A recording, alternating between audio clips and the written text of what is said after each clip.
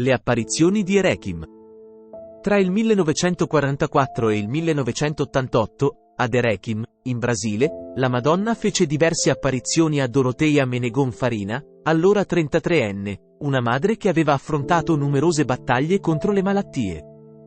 Dopo essere stata scoraggiata dai medici e aver ricevuto la notizia di avere solo 6 mesi di vita, iniziò a dedicarsi alla preghiera, implorando a Dio di permetterle di restare con i suoi figli piccoli.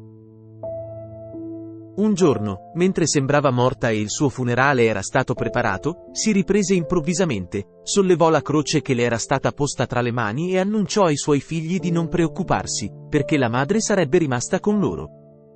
Inoltre, riuscì a nominare i suoi figli uno per uno, stupendo tutti.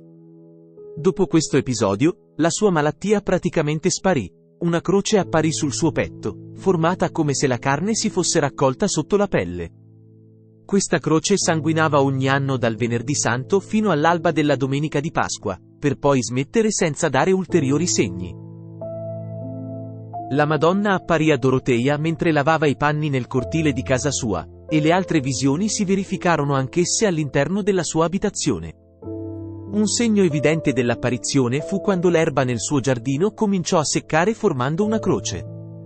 Nonostante l'incredulità di molti, inclusi alcuni preti, che piantarono altre erbe nel tentativo di smentire il miracolo, l'erba continuò a seccare fino a quando il prete decise di rimuovere tutto il terreno e piantarne di nuovo, addirittura mettendo delle guardie per evitare interferenze esterne.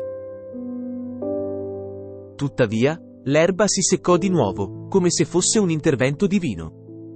Oggi è ancora visibile una sporgenza nel terreno, dove non cresce nulla. Durante le apparizioni, la Madonna trasmetteva diversi messaggi, tra cui l'importanza della penitenza, la preghiera del rosario e la conversione dei peccatori. Si presentò come Nostra Signora della Santa Croce e chiese che fosse eretta una croce con le stesse dimensioni di quella apparsa nell'erba, da portare in cima alla collina dove sarebbe stata costruita una chiesa in suo onore, chiesa che esiste ancora oggi. Dopo che la croce emerse nell'erba, iniziarono le apparizioni della Beata Vergine, che si verificarono per 44 anni in 5 date annuali: il 6 gennaio, la festa dei Re Magi, l'11 febbraio, in occasione dell'apparizione della Madonna di Lourdes, il mercoledì delle Ceneri, l'apparizione di maggio della Santa Cruz de Caravaca, e il 14 settembre, la festa dell'esaltazione della Santa Croce, che coincide con il giorno del Santo Patrono. Il 14 settembre 1944, mentre si trovava nei campi, Doroteia vide una splendida nuvola bianca come la neve sopra la croce a terra. La nuvola si aprì e rivelò una luce più brillante del sole. Da questa luce, apparve una bella signora dagli occhi azzurri, che portava una croce luminosa con contorni gialli sul petto. I raggi di luce provenienti dai chiodi della croce si diffondono in tutte le direzioni, mentre sulla croce sono visibili il martello e le tenaglie, gli strumenti della crocifissione. Nonostante i sacerdoti mostrino incredulità, Doroteia continua a chiedere alla Vergine Maria una prova affinché essi credano. Ogni volta, la Madonna risponde che darà prove, ma che i sacerdoti crederanno solo attraverso il castigo, poiché non sono più degni di una prova divina. La Vergine incoraggia Doroteia a non temere e a dire al popolo di pregare il rosario, che è un mezzo sicuro di salvezza. La Vergine chiede a Doroteia di aspergersi con l'acqua santa, di recitare più rosari al giorno, di digiunare, di fare novene e altre penitenze. Inoltre dice: «Di al mio popolo di pregare il rosario in famiglia. È l'arma più potente che Dio ha lasciato sulla terra. Quando tutte le famiglie cristiane pregheranno quotidianamente il rosario, la Russia si convertirà e il comunismo finirà. E io donerò la pace all'universo intero. E se non lo faranno, arriverà una punizione tremenda». Doroteia fu oggetto di attacchi, persecuzioni e diffamazioni di ogni tipo, poiché cercavano di reprimere l'opera di Dio. Oltre alla croce, la sua casa fu presa di mira da colpi di arma da fuoco. I sacerdoti e il vescovo furono particolarmente intensi nella loro persecuzione, imponendo divieti e minacce. Venne accusata di pazzia e schizofrenia, ma i test dimostrarono che era una persona completamente normale. La punizione più dura inflitta a lei e ai devoti della Santa Cruz fu la scomunica. Mentre Dorotea continuava a chiedere alla Vergine ulteriori prove, questa le disse: sono confusi dai lupi travestiti da pecore. E aggiunse: Pregate molto. È il buon Dio che permette questo per avere più ricompensa in cielo e salvare tante anime. La Madonna chiese di pregare per i vescovi, i sacerdoti, e tutti i religiosi e le religiose, perché arriverà un giorno in cui anche loro saranno perseguitati.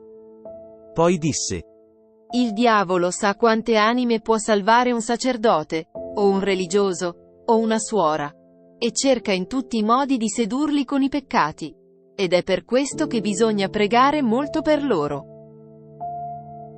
La Vergine ha avvertito del pericolo della droga per i giovani, dei danni provocati dalla televisione sulle famiglie e della perdita dei valori matrimoniali, della fedeltà e della preghiera del rosario in famiglia. Con fermezza, ha dichiarato: dovete insegnare il catechismo ai vostri figli. È lì che i bambini imparano la via della salvezza. Poi la Madonna ha messo in guardia contro castighi come lo straripamento di mari e fiumi, l'insorgenza di pestilenze su animali e insetti che avrebbero colpito l'uomo, catastrofi naturali, guerre, carestie e la leggerezza di fronte a Dio e ai suoi comandamenti. Ha annunciato: mio figlio sta per scatenare sugli uomini il giusto e severo castigo.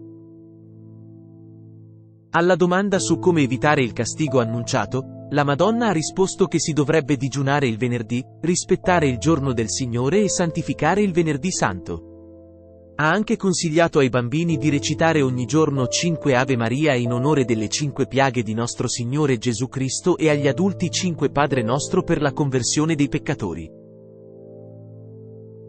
La Madonna ha anche avvertito dell'arrivo del comunismo in Brasile, esortando alla preghiera affinché l'ira di Dio potesse essere placata. Inoltre ha chiesto la costruzione di una cappella nel luogo delle sue apparizioni, desiderio che è stato esaudito. Nel 1954, questa cappella fu ampliata e inaugurato un seminario sacerdotale. La costruzione del santuario attuale ha avuto inizio alla fine del 1988, come predetto da Dorotea che tempo addietro disse: dopo la mia morte, la gente costruirà il santuario e verranno i sacerdoti. Dorotea non ebbe mai l'opportunità di partecipare a una messa ufficiale nel santuario, poiché la prima fu celebrata solo il 25 febbraio 1994, in occasione del 50° anniversario delle apparizioni, durante la quale il santuario fu consacrato. Ogni anno, il 14 settembre, si tiene un pellegrinaggio al santuario con migliaia di devoti che testimoniano la propria fede e esprimono gratitudine, anche con le testimonianze dei sacerdoti. Nel luogo delle apparizioni, molte guarigioni spirituali e fisiche avvengono per intercessione di Maria, come dimostrano gli ex voto che circondano l'immagine della Madre della Santa Croce.